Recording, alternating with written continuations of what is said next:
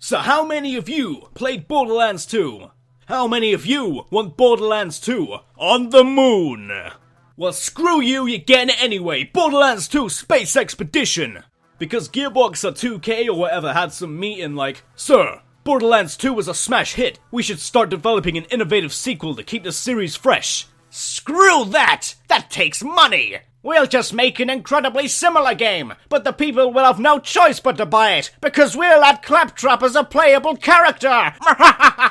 I'd say I went into this game with the perfect idea of what I was getting myself into, so I wasn't disappointed in any way. Because I went into the pre-sequel knowing damn straight that this would be the Arkham Origins of the Borderlands series. And that's exactly what it is. It was even made by separate developers like Arkham Origins was. 2K Australia. You dickhead. And goddamn does it show. I mean, dangerous creatures everywhere, environments are barren wastelands, people have to live like refugees in safe havens, there's a bajillion guns, most areas are destroyed, and you can buy ammunition from vending machines. Wait, that isn't Australia, that's fucking Syria. Huh. That's strangely accurate. What was I talking about? Oh yeah, Australia! Australia, you fucking dickhead! This place is like Australia because near enough every character is Australian. And just like Australia, every creature around will probably be able to kill you somehow in a very painful and imaginative way. And this game has fell victim to vintage Australian censorship. Which is all pretty damn stupid because why give a game an 18 rating if you're gonna block out everything anyway? And I think some of the writing has some Australian humour thrown into it, but how would I know? I'm not Australian, I wouldn't recognise it. I get a few people questioning where I'm from, so that may surprise some of you, but based on comments I've gotten so far, that only leaves two more options. I'm either British or Yami from Yu-Gi-Oh! I'll let you decide which one. It's down to you! If there's something Borderlands knows how to do, it's giving you a wide variety of skilled characters available to play as. But this time round, unlike the last two games, the character you play as is actually, well, a character. They don't just sit there with voice boxes that only work when you activate their main skill. The character you play as here actually speaks back.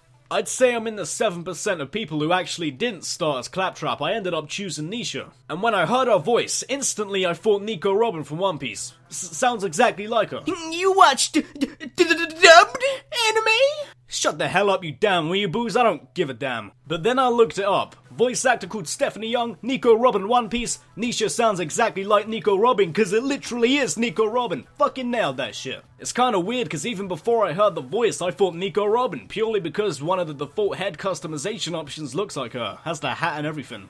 And again, similar to how Arkham Origins feels a bit off compared to the last two games, something about the pre-sequel feels kinda off as well.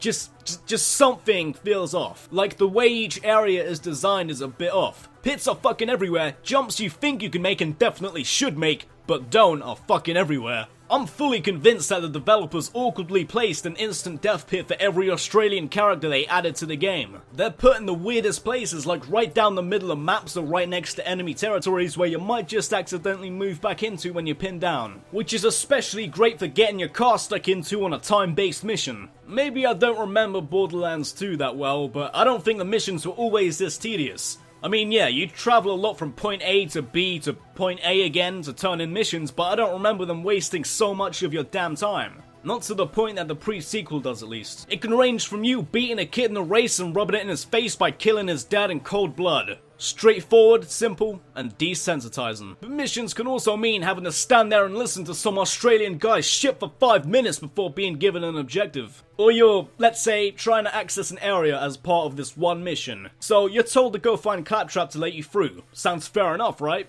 But then you go to Claptrap, and to sum this part of the mission up briefly, oh, you could go through this way, but instead here's a lot of unskippable dialogue to tell you that Claptrap can't actually open this gate, so you actually have to go around and give the secret password to this other gate that Claptrap had to waste your time to bring you over in person to tell you about. I mean, yeah, he only talks for like a minute, but things like this happen throughout the entire game and everything just drags on. All this shit could have easily been streamlined with the Echo device. The whole purpose of your character having this Echo device thing is so that characters can communicate with you easily and, get this, and instruct you during missions. This whole gatekeeper bullshit didn't have to be this elaborate. It should have been Claptrap echoing you saying, I can't get the gate open, you have to go around. Here's the password for the other entrance and you swear. Then after I'm there, I can progress the mission and Claptrap you can tell me all the jokes and pop culture references you want to, just as long as I can do something. At some parts, it's almost like the game makes fun of itself for this. Hello, I am a CL4P. Yeah, great. Some of this shit can be as tedious as building a DIY table and going back to IKEA for each specific instruction. If a character has to tell me something in the middle of a mission, I shouldn't have to go to them, just echo that shit to me while I'm doing the mission. There's even a mission where your objective is to literally donate 50 guns to some guy. Which is the perfect mission to suddenly get when you're progressing through a game where you've been throwing away a gun for every step you take.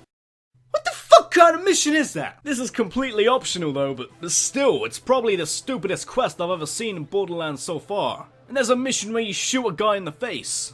Not all the missions are like that though, most of them are fine and a lot of them are optional so you don't have to do them if they piss you off that much. But like I said, maybe I don't remember Borderlands 2 very well, but in the pre-sequel it feels like there are a load more times where you feel like your time is being completely wasted. Time wasting has always been a thing in Borderlands, but in the pre-sequel they really drag things out. And playing this just made me think, man, I miss Borderlands 2. But just like Arkham Origins, it's far from a bad game, but you'd have to do one hell of a job to top Arkham City. You're gonna have to make one hell of a game to live up to Borderlands 2. I mean, 2K Australia, you did a damn good job overall. There's no way in hell anyone ever expected pre-sequel to live up to a game like Borderlands 2, especially in the hands of other developers. If you like Borderlands 2, you'll like the pre-sequel. Even past all the shit I've explained about it, it's still a good game because in the end, even though it's a much toned down version of Borderlands 2 in terms of how well everything was designed, it's still a Borderlands game, and delivers what you'd expect from a Borderlands game, running, gunning, looting, shooting, revolving around a whole lot of character and script writing with actual effort put into them,